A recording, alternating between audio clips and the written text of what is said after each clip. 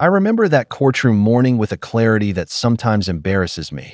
As if every small detail were a wound I keep reopening to see whether it still hurts.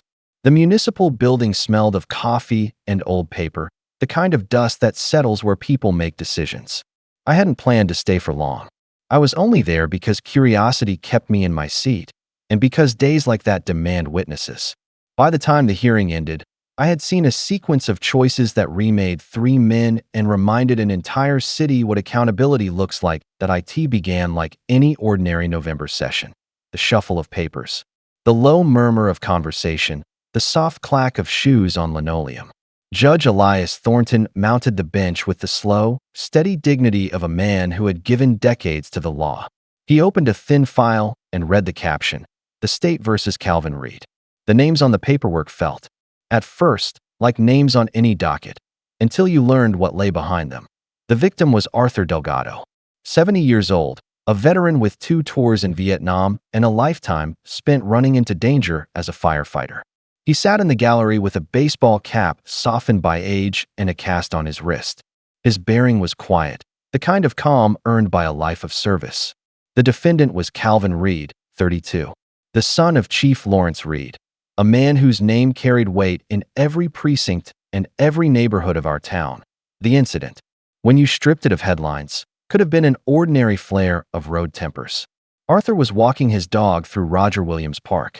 Calvin was barreling through the park in a black BMW, far too fast for the place. Arthur raised a hand, a small, human warning, and in seconds the moment turned violent. Calvin slammed his brakes, stepped out, and shoved Arthur so hard the veteran's head struck the pavement. Arthur suffered a concussion, broken ribs, a fractured wrist. The security camera recorded every careless motion that we watched that footage in the courtroom earlier that day. The video was clinical and cruel. The car, the shove, Arthur's fall, Calvin standing over him as if the world were a stage, and he its arrogant protagonist.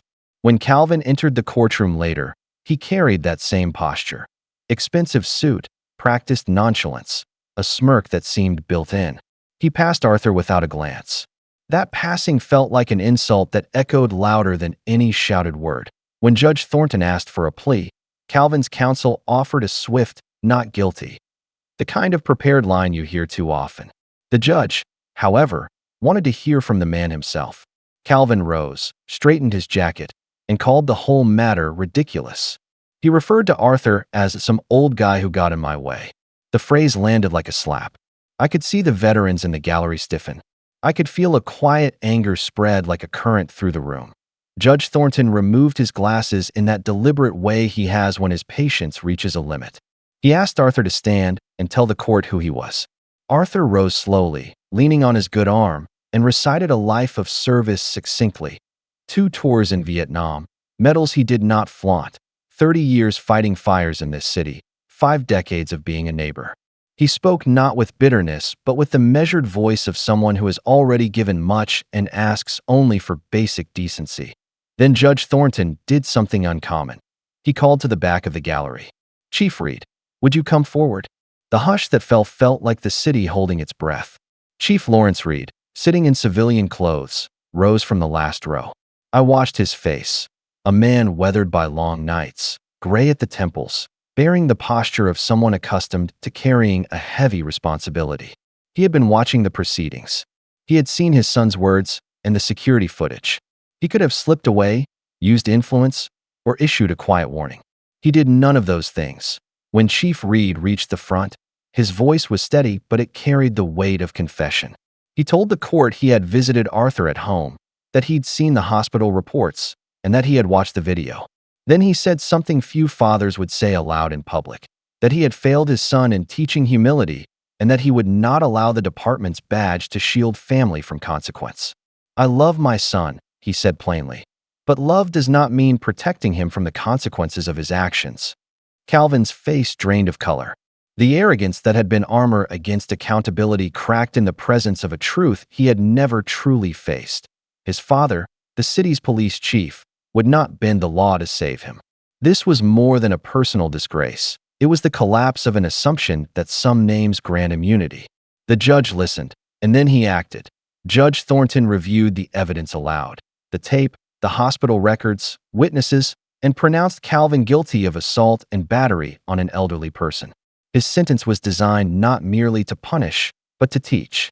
Calvin was ordered to serve 90 days in the county facility, complete 200 hours of structured community service working with elderly veterans at the VA hospital, attend a year of anger management counseling, write a formal apology to Arthur to be read in open court, and complete an in-person meeting with the man he had harmed. The judge added that Calvin would create a public apology video and, once released, would speak to police recruits about privilege, accountability, and the cost of thinking oneself above the law. As those terms were read, I watched a remarkable transformation unfold in front of me. Calvin wept openly for the first time. His father, who could have used any number of levers to make the case disappear, embraced him in the middle of the courtroom. "I love you," Chief Reed whispered, loud enough for nearby ears to catch. "But I love you enough to let you face what you must." That embrace was not an abnegation of responsibility. It was a lesson delivered through consequence. Arthur, for his part, surprised many by responding with a kind of mercy most of us would find difficult. He told Calvin he did not want revenge. He wanted the younger man to learn respect and to become someone who earned the right to call himself a neighbor, a citizen, and, if ever, a protector.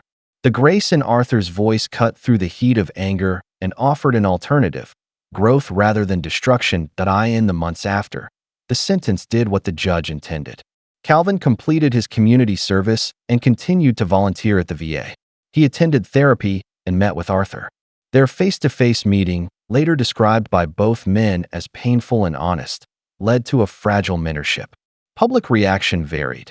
Some critics demanded harsher punishment. Others heralded the sequence as a model of restorative justice. But what mattered most to me was how rare it is to see authority submit to the law rather than elevate itself above it. Chief Reed could have made the charges vanish. He chose, painfully and publicly, to place principle over paternal instinct. When I walk past the courthouse now, the memory of that day lingers, not as a spectacle, but as a lesson. Justice in its best form corrects, but also redeems. It holds people to account and, where possible, offers a path back into the community. I had come as a witness of circumstance. I left having watched a family learn humility, a veteran model forgiveness, and a young man begin the slow work of becoming someone better. That morning was not a tidy triumph. It was, instead, a reminder that sometimes the hardest and noblest love is the kind that refuses to shield loved ones from the consequences they need to learn from.